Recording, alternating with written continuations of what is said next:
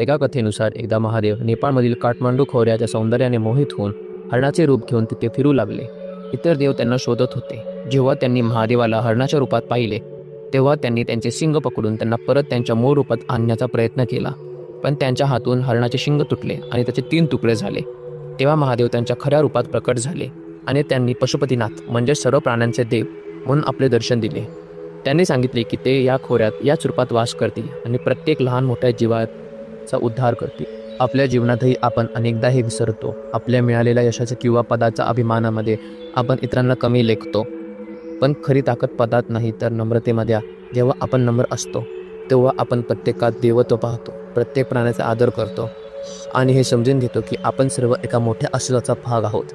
नम्रता म्हणजे स्वतःला कमी लेखणे नाही तर दुसऱ्यांचा आदर करणे. आपल्यातील पशुपतीनाथ शोधा आणि प्रत्येक प्राण्यांशी आदराने वागा. हर हर महादेव.